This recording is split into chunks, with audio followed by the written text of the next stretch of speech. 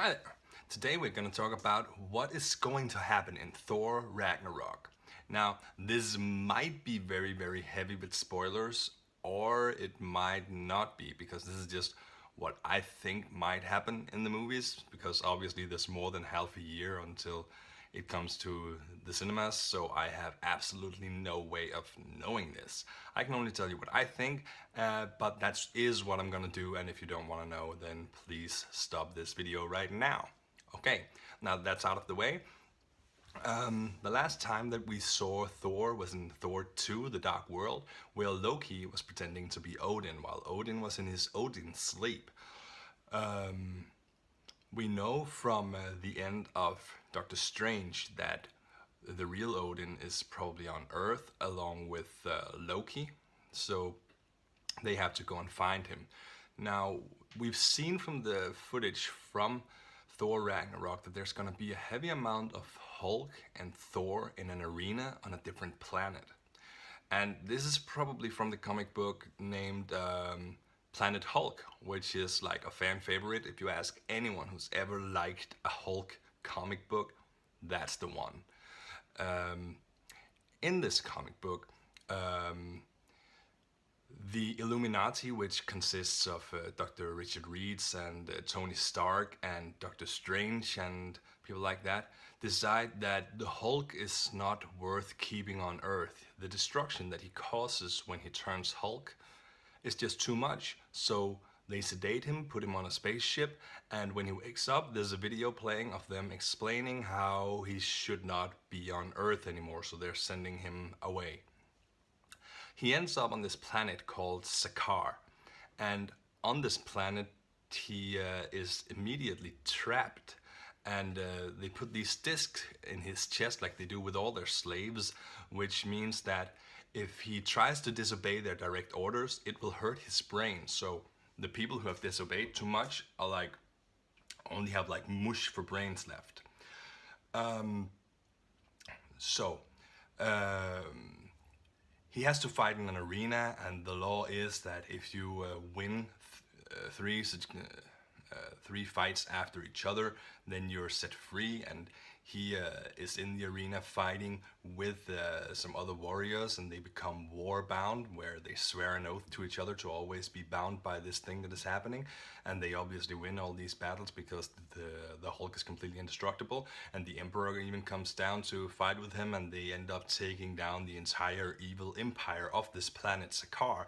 And Hulk ends up becoming the king and having a queen who really loves him, and she becomes pregnant with his child. And then his spaceship that the Illuminati sent him to Sakaar in blows up and destroys most of the planet and kills his queen and his unborn child and much of the people that adored him, which obviously makes Hulk mad. So that is the end of this book, and then there's a follow-up called World War Hulk. And World War Hulk, in my opinion, is just something they shouldn't have done. But anyway, they did it, and what happens in it is that Hulk comes back to Earth, and he is angry as hell, and he wants to punish everyone who had anything to do with him being sent to Sakaar in the first place, because he's convinced that they're the reason for the spaceship blowing up half of the planet. In this storyline, in the comic book, the way that they finally get rid of these discs that makes them have to obey what the Emperor says is actually a little visit from a guy called the Silver Surfer. But when they did an animated movie of Planet Hulk, which you should definitely see, they replaced the Silver Surfer with a guy called Beta Ray Bill.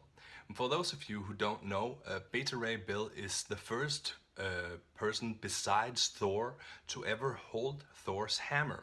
And actually, after this whole thing played out in the comic books, Beta Ray Bill ended up getting a copy made by Odin himself, which means that if you look at Beta Ray Bill, he is actually just Thor with a horse's head.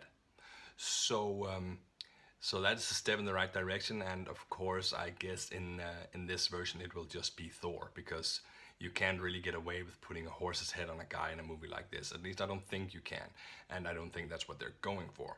So he'll probably be fighting Thor instead, like we've seen in the trailers, and it's Thor's ability to conjure lightning that actually ends up destroying these discs.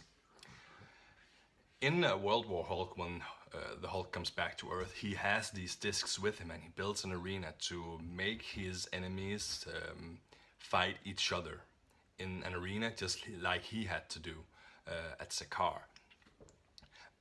And what I think is going to happen in the movies is, when we saw the Hulk last time, he was in a plane and flying away. We didn't know to where, and obviously a plane cannot go into space.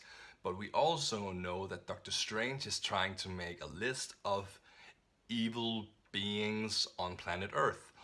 And he is the guy who originally sent the Hulk to Sakaar. So perhaps he's sending him there, and perhaps he's even sending him there with Thor, so that he won't be going alone. And this could be how everything plays out, and it could end up with Hulk being really mad and coming back to Earth and wanting to destroy everyone, which would just cause even more havoc when Thanos comes along in Infinity War. Because remember, Mark Ruffalo said in an interview that they're not gonna do a standalone Hulk movie anytime soon, but when you see Thor Ragnarok and Avengers Infinity War, you'll feel like those two combined actually gives you a Hulk movie. And there's no doubt in my heart that that movie is gonna be Planet Hulk. So I think that the Hulk is gonna come home for Infinity War and be angry and actually be a bad guy for a while. And then when Thanos comes along, they're gonna have to make friends with him, because that's actually gonna be a really big part of Infinity War. Collecting people again. This is what worked so well in the first Avengers movie, that these guys didn't really like each other. They were all heroes in their own right, and they didn't feel like they needed anyone's help to be heroes. If there's a problem, I'm just gonna solve it by myself, okay? So I don't need anyone's help. They know now that they might need help if things become big enough, and Thanos is big enough. But right now, there's still Team Captain America and Team Iron Man, which was very much divided in Civil War. So they had to mend fences. If they actually do send Hulk into space, and he becomes angry with them, then they'll have to mend fences with him, and they might even have a problem with Thor and the Hulk getting along as well, if they're angry with each other after having fought in the arena on Sakaar. So that is going to be a big part of the movie, because obviously the whole thing is going to come down to them not being able to defeat Thanos until they work together. Now, about this whole Ragnarok scenario,